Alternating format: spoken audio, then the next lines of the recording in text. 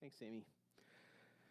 So we are here for the last episode in this series called Secret Sauce, Ingredients for Living Well, talking about different bits and pieces that we need to add into our lives as we cook together a life that is delicious to God and to the world around us. And if we're going to use a cooking metaphor, so there are lots of ingredients that we could use to bake a cake, for example. Sugar, flour, eggs, those are essentials. And without them, you just don't have a cake, gluten-free people notwithstanding. The ingredients that we've been talking about this month are the sugar and flour and eggs of baking your life to perfection. There are other ingredients too, but without these, you just don't have a life well lived. That's why we're talking about it. It's a big deal. We're going to start a new series in November. So next week is Servant Sunday. November comes just around the corner from there, November 5th. And that series is called Easiest, Hardest Questions. And it's going to be the deep answers behind the seemingly simple questions like, who are you? And where are you going? And what do you want? On a very basic level, you can say, I want just one more cup of coffee before this sermon.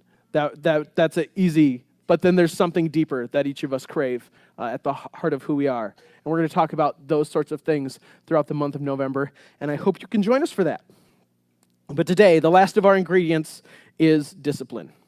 The hard work, daily grind practices that build our faith into something that can withstand life's hardships.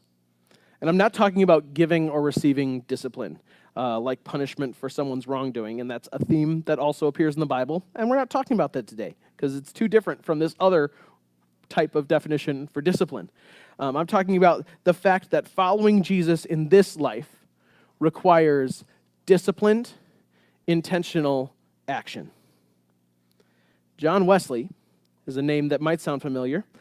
He was the founder of the movement that became the United Methodist denomination. So John Wesley is kind of our spiritual great-great-grandfather. There are probably 5 or 6 more greats in there, but you know. And he took spiritual discipline very seriously. John Wesley set his alarm for 4 in the morning and began every day with at least 2 hours of prayer and Bible reading and journaling. And his journals are extensive. They are where we can draw many of our key ideas about finding a vibrant faith. And he actually charted out kind of how well his spiritual life was doing day by day. He had some sort of coded meter that we're not quite sure what it means, but of grading himself on different avenues of discipline and holiness and faithfulness. And that was a daily practice for him. And in John Wesley's writing, he describes a concept called means of grace. And the way that he describes it, means of grace are ways that God works invisibly in disciplines, hastening, strengthening, and confirming faith so that God's grace pervades in and through disciples. I'll say it again. They are ways God works invisibly in disciples. That's us, followers of Jesus, hastening, strengthening, confirming faith so that God's grace pervades in and through disciples.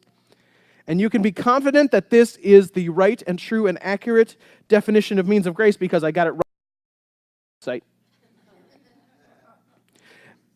So after that, after laying out this definition, John Wesley divides means of grace into 2 categories, works of mercy and works of piety.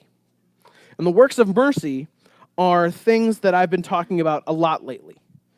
Things like doing good works, visiting the sick, visiting those in prison, feeding the hungry, giving generously, seeking justice, ending oppression and discrimination, and addressing the needs of the poor. I also got that list from the website. So, but it's good. I'm glad that it's there so that we can all refer back to it. This is a great list of things that are powerful when we put them in our lives.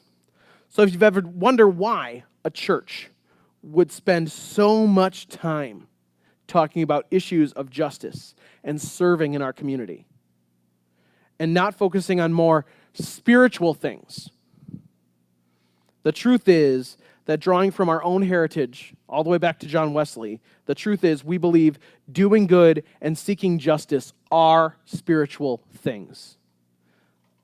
They are ways that we make the invisible love of God visible. Doing good and seeking justice are spiritual things. Don't let anybody tell you different. They are means of grace. And that's just half of it.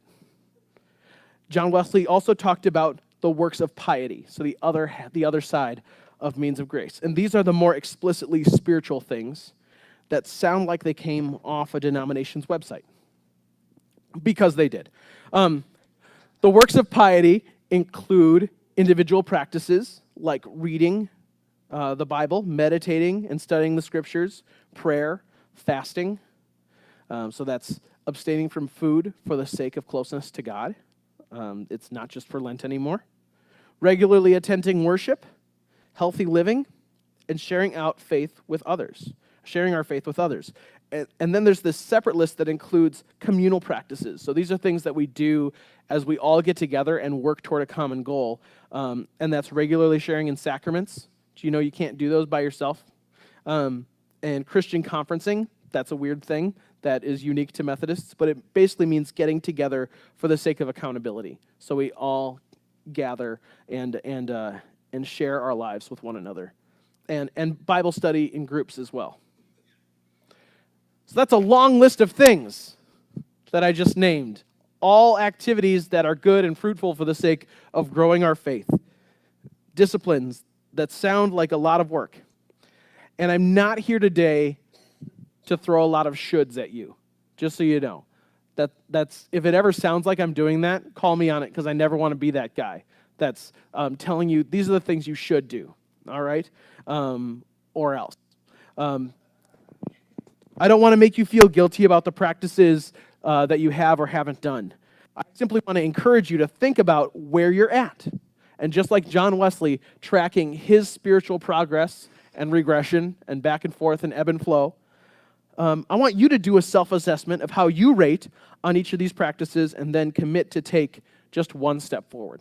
So that's where we're going today. And I actually have lists of these. Dale, if you want to come around, and you can recruit a buddy too, to hand out these lists. I put all these means of grace on a list that are going to come around so that you can have them in your hand while I continue to talk about putting these in action.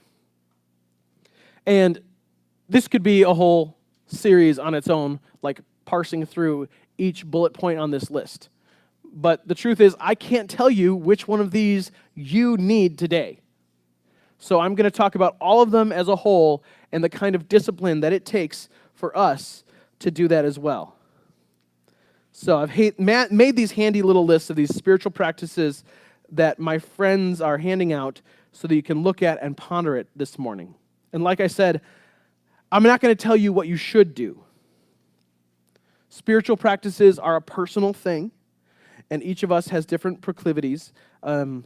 But the important thing that you should all know is not engaging is not an option. All right? If you are a follower of Jesus, moving forward down the path of life, then just saying, you know what, these spiritual disciplines are for other more spiritual people, they aren't. These are entry points. All of them are a new entry point to discover faith in fresh and life-giving ways. So let's turn back to this morning's scripture so that I can give you a better idea of what I'm talking about with this. 1 Timothy 4, 7 and 8 says, "Do not waste time arguing over godless ideas and old wives' tales. Instead, train yourself to be godly. Physical training is good, but training for godliness is much better, promising benefits in this life and in the life to come." So in this reading, the Bible compares physical training to spiritual discipline. So somehow the things on this list that you got are kind of like getting a workout. And here's the thing. Unless you're some kind of maniac, working out is not fun. It pushes your body past the place where you're comfortable. There's pain involved. It's challenging. And that's kind of the whole point. A little over a year ago, Jenny and I were invited to Bring Your Friends Night at CrossFit. We thought that sounded like a great idea at the time. And one would expect that at a Bring Your Friends night, that you would be bringing friends who are not already in peak physical condition, because that's who we were. And so you would do some sort of easy on-ramp introductory sort of. Nope. It was not that. There were so many burpees. All the burpees. For a long time. Like, not in like a fun way, like, hey, let's do this interesting thing and then go do more burpees and do an interesting. No, it was just, and now, here's what CrossFit is. If you're lucky enough to pay us, then we'll make you do these all the time. The end. If you don't know what a burpee is, you can Google that. And I would demonstrate it for you today, but I like myself too much to do that. So we finished all the workouts, all the burpees and everything for a very long time, and we got back in the car, and I sat down in the driver's seat, and I reached around to buckle the seatbelt, and my arm only went this far.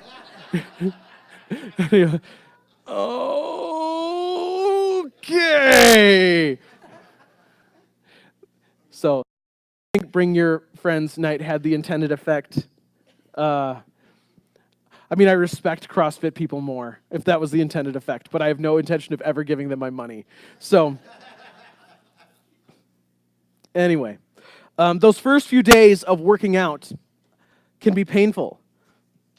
And I know that if we had stuck with it, if that would have only been the first of many days going to CrossFit, eventually we would have been well-oiled machines for whom all the burpees were not a problem.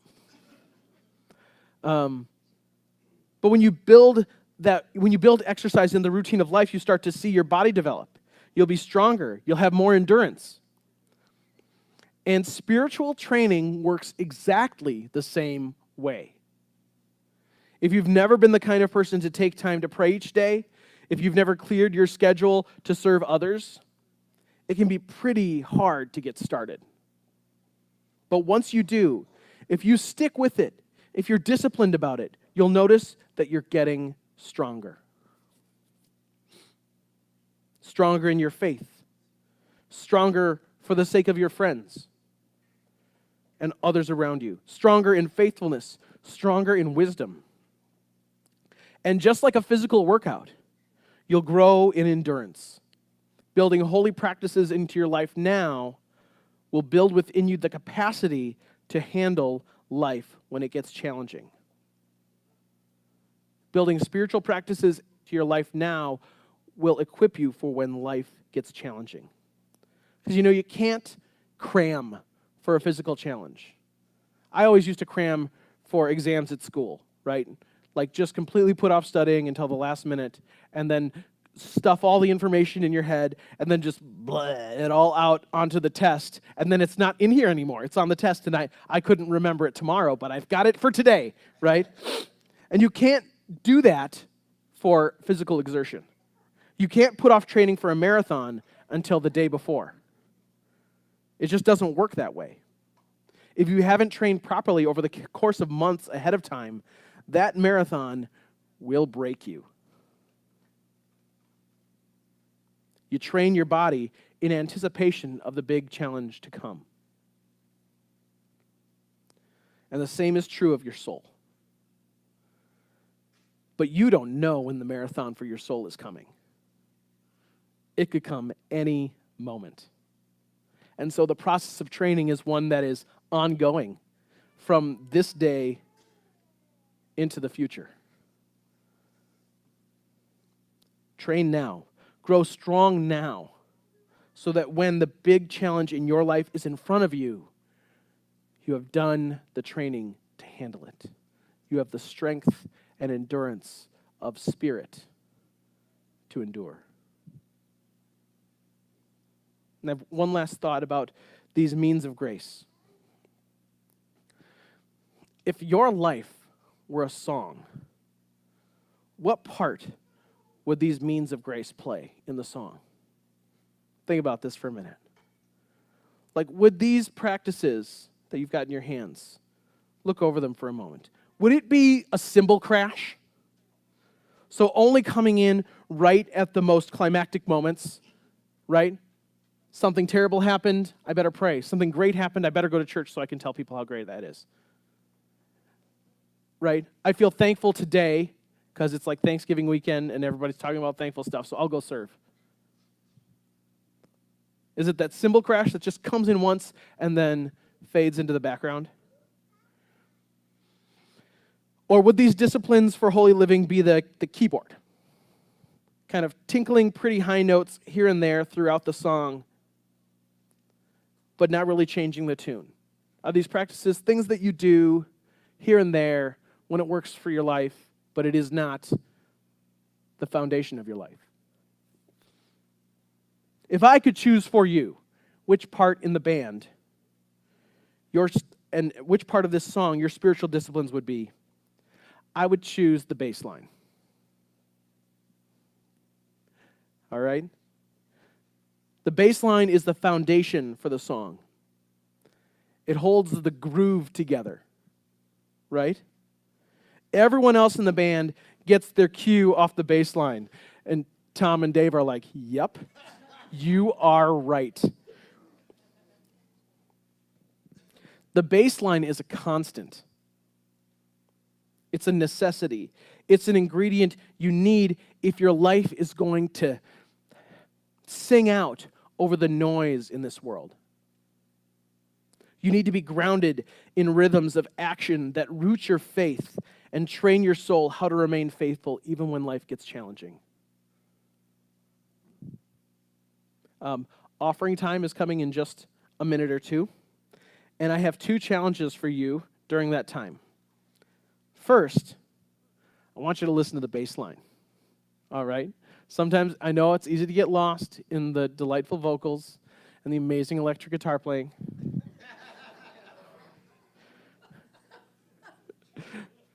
But first, I want you to listen for how the bass line really holds the song together. You can feel its vibrations within you. And think about how fundamental it is, just like the things on this list. And then about this list, I want you to take that list and during the offering, cover it with notes. Is this something I need to work on? Is this something I could enjoy? Or even one way I could start doing this is by fill in the blank. Fill it in yourself. Because I'm not going to should on you. I want you to generate ideas about how you can build your life on these foundational practices and make a pledge between you and God to put at least one of these new practices into place, starting right now. Because you do not know when the marathon is going to come. And if you do not train ahead of time, it will break you. We have one another here to hold each of us up during those marathons of life. But that's part of it too, is just being here. If you're fragmented and disconnected, then it's going to be a lot harder to hold you up. And all these other spiritual practices, some are individual, diving deep down in your soul. Some are corporate, doing all together. These are the things, these are the building blocks of a life well lived. The secret ingredients of following Jesus in a life-changing, life-giving way. Pray with me. God, we thank you so much that your love for us is no mystery. That your love for us shows up in beautiful and concrete ways through the people gathered around here, through your love proclaimed in your word and in worship. And we ask today that you would help us to turn that love into action right now through these simple acts of faithfulness that are simple once, but turn into a life of discipline so that we have the strength of spirit to stand up for you and your love, no matter what life throws at us. In Jesus' name, amen.